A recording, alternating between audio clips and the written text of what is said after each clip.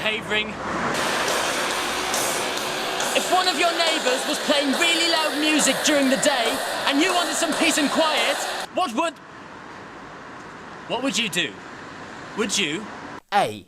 Go round to your neighbour and ask them politely to turn down the music. B. Ask your residents' association to help resolve the issue. Or C. Go and complain to the council.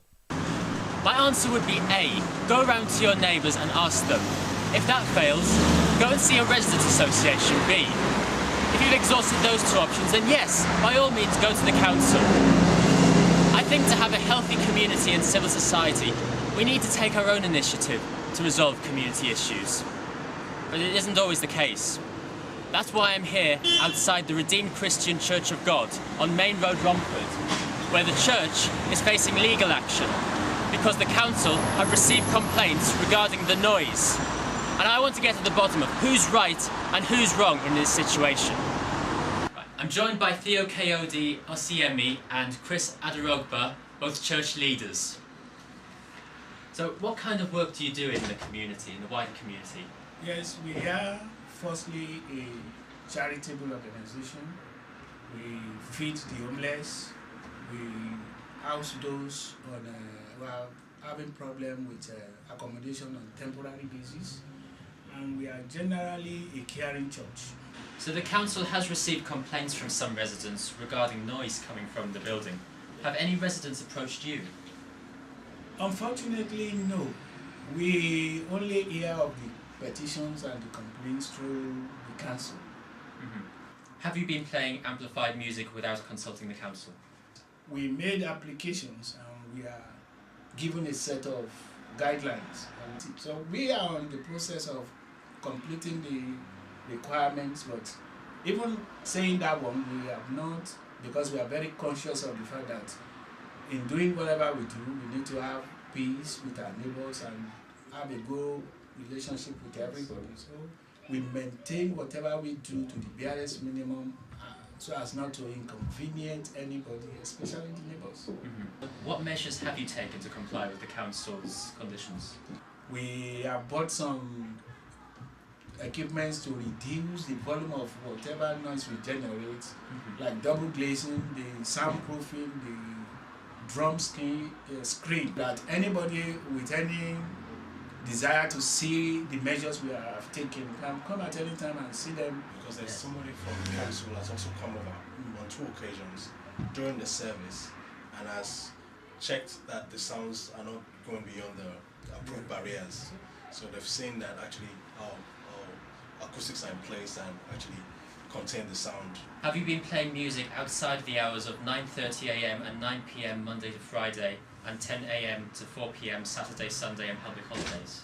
There is nothing we do out on Monday to Friday except on Wednesday when we have Bible class. So by 9 the place is vacated. There is no drumming after 8:30 and there is no one on premises. There is no violation because we don't do services every day. The services we conducted are purely on Wednesday evening 6 to 8:30 and on Sunday morning. So we are within the boundaries of what we are given permission to do in the space. We do open party like the Jubilee celebration for the Queen. It's not a daily affair that every day there is not a hall for dancing. We acknowledge, yes, we have barbecue at various times, but even barbecue don't last the early hours of, because first and foremost this is a place of worship. Now, what would be the best outcome for this whole situation? We are open and receptive to meet with the association member, the residents. We will very much welcome having a dialogue with them. We want to discuss these issues. We want them to come up with how they think we can do what we are doing that will not affect them. Or if we have an avenue where we can sit one-on-one, discuss the issues, talk to one another, come to agreement, I don't see why there will be any need for frictions. If you tell me what I'm doing is affecting you, and we come to agreement that, okay, this is how, can you do it this way or you do it this way, we come to a compromise. There will be no reason for friction or conflict. We want community cohesion. We want cooperation from everybody. Thank you very much for talking to me. It's a pleasure to meet you. Thank you very It was a much. pleasure.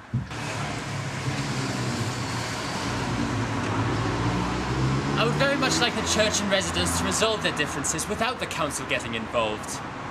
People aren't talking to their neighbours in this area for whatever reason. The church obviously does good work. It has programs to feed Romford's homeless, put them up for the night, and also visit the elderly in care homes around the borough. Now, I've tried to get hold of residents in the nearby gated community, but I've been unsuccessful.